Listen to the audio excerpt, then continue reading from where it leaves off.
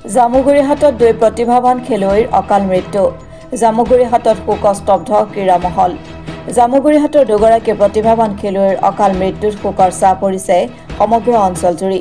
জামুগুৰিহাটৰ কুৱামৰা গাঁৱৰ জিলা পৰ্যায়ৰ ক্ৰিকেট খেলুৱৈ তথা ২ নং লালটাপু প্ৰাথমিক বিদ্যালয়ৰ সহকাৰী শিক্ষক শান্তনু প্ৰতিম দাসৰ এক পথ দুৰ্ঘটনাত পতিত হৈ অকাল মৃত্যুক সাৱটি লয়। যোৱা ৮ মাৰ্চত সংঘটিত এটি পথ দুৰ্ঘটনাত পতিত হৈ গুৱাহাটীৰ ব্যক্তিগত চিকিৎসালয়ত চিকিৎসাধীন হৈ আছিল শান্তনু।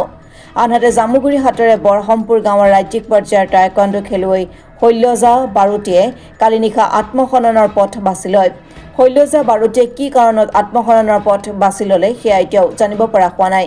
দুয়োগৰাকী প্ৰতিভাৱান খেলুৱৈৰ অকাল মৃত্যুত সমগ্ৰ অঞ্চলজুৰি এতিয়া শোকৰ ছাঁ পৰিছে।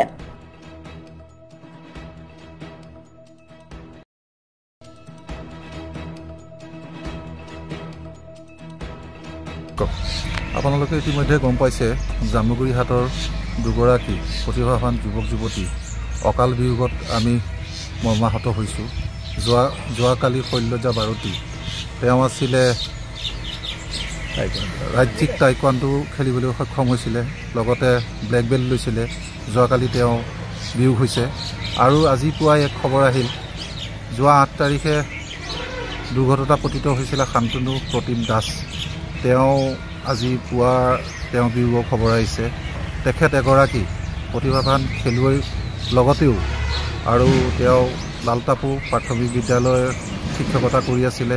তেখেতৰো বিয়োগৰ খবৰটো আহিল। এই দুয়োটা খবৰে আমাৰ জামুগুৰিবাসীক অতিকৈ মৰ্মাহত কৰিছে। এই সময়ত আমি কিনো ক'ম, এই দুয়োটা পৰিয়াললৈ সমবেদনা জ্ঞাপন কৰিছোঁ, লগতে আত্মাৰ শান্তি চিৰশান্তি কামনা কৰিছোঁ।